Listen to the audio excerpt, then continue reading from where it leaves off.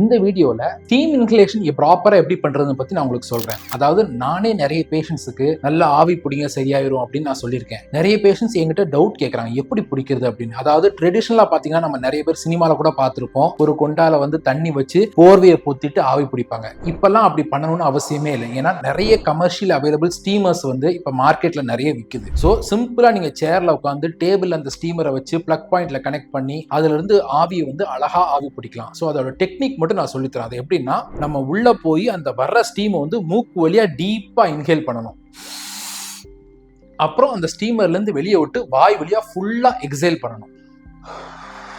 So இதுதான் proper method. நல்லா deep inspiration, அப்புறம் ஒரு செகண்ட் பாஸ் விட்டு வெளியே வந்து டீப்பா எக்ஸ்பயர் பண்ணணும். ஸோ இதுதான் proper method for steam inhalation. நிறைய பேர் கேட்கறாங்க என்ன போட்டு அந்த தண்ணியில என்னத்தை கலந்து நம்ம வந்து ஸ்டீம் இன்ஹலேஷன் பண்ணணும் அப்படின்னு. நல்லா கவனிச்சுக்கோங்க. நீங்க என்ன போட்டு பிடிக்கிறீங்கன்றது முக்கியம் இல்ல, எந்த மெத்தட்ல நீங்க பண்றீங்க. அதாவது ப்ராப்பரா மூக்கு வழியா இன்ஹேல் பண்றீங்களா, ஃபுல்லா இன்ஹேல் பண்றீங்களா, திருப்பி ஃபுல்லா எக்ஸேல் பண்றீங்களான்ற இந்த டெக்னிக் தான் முக்கியமே ஒழிய அந்த சொல்யூஷன்ல நீங்க எதை போட்டு பிடிக்கிறீங்கிறது முக்கியமே இல்லை. ஒவ்வொருத்தருக்கும் ஒவ்வொரு ஃபிளேவருக்கும் எதை வேணாலும் பிடிச்சுங்க. ரொம்ப சிம்பிளா வெறும் தண்ணியில ஆவி பிடிச்சா கூட இட் வில் ஹெல்ப். அதுவே வந்து போதுமானது என்ன பொறுத்த வரைக்கும். ஸோ ஸ்டீம் இன்ஹலேஷன் உங்களுக்கு மூக்கடைப்பு இல்ல வேற ஏதாவது அப்பர் ரெஸ்பிரேட்டரி ட்ராக்ட் இன்ஃபெக்ஷனோ அலர்ஜியோ இருந்தா கண்டிப்பா steam inhalation part of your ரொட்டீனா இருக்கணும். எதை போட்டு பிடிக்குங்கிறத எந்த டெக்னிக்கை கரெக்டா யூஸ் பண்றீங்கன்றதா முக்கியன்றத தெரிஞ்சுக்கோங்க. இந்த வீடியோவை கண்டிப்பா சேவ் பண்ணிக்கோங்க. உங்களுக்கு ஹெல்ப்ஃபுல்லா இருக்கும். உங்க ஃப்ரெண்ட்ஸுக்கும் ஷேர் பண்ணுங்க. தேங்க்யூ.